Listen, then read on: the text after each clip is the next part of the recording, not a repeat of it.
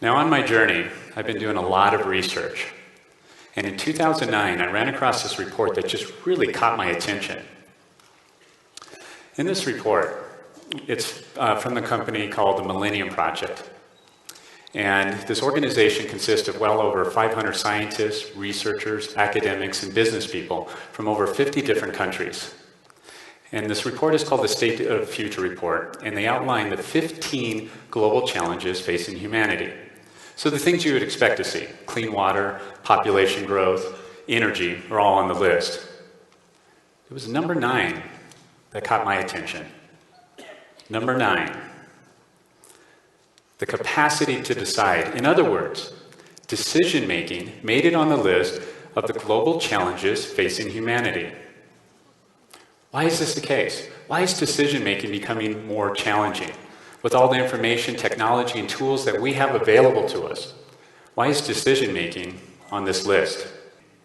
What we're finding is that most training teaches people what to think. That is, it gives them the processes, the procedures, the methodologies, and the information they need to perform a task. Now, this is very important because we all need a solid foundation.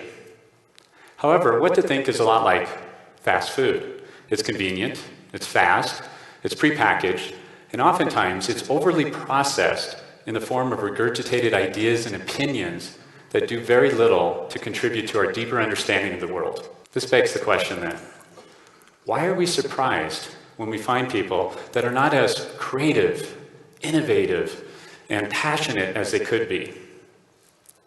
Well, this is where the opportunity comes in. We have to shift our thinking.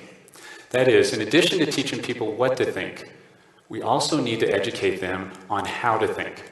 So for example, if I teach you what to think, you can take what you've learned and apply it to a similar situation. However, if you learn how to think, you can take what you've learned and adapt it to multiple situations. In other words, how to think is learning how to learn. Or as we like to say, it's to learn, unlearn, and relearn quickly. I decided to step back and ask a different question. What do top performers do?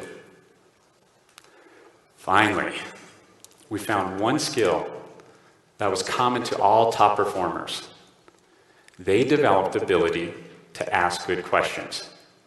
Now, I know that sounds simple, but what they asked and how they asked was very different. For example, many of them were able to suspend their judgment just long enough to understand someone else's perspective. And in doing so, they were able to reduce the conflict, develop a common language, and create a shared vision. So as the situation evolved, so did their thinking.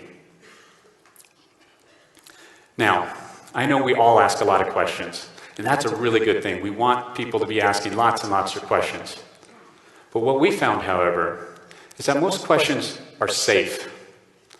That is, they surface what is already seen or understood. They lead to regurgitated ideas and opinions. In other words, most questions that people ask really surface what is already known. Now, top performers, however, they ask questions that go deep. They ask questions that move us from automatic and reactionary thinking to deep thinking. They ask questions that inspire creativity, fuel passion, and lead to profound ideas. And most importantly, they ask questions that spur people into action. In other words, they ask questions that demystify the unknown, and in doing so, open up an ocean of possibilities. The success of a good answer, however, relies on the words we choose. Our words have amazing power on our brain. How we use words in framing our questions is what differentiates a good question from a bad question.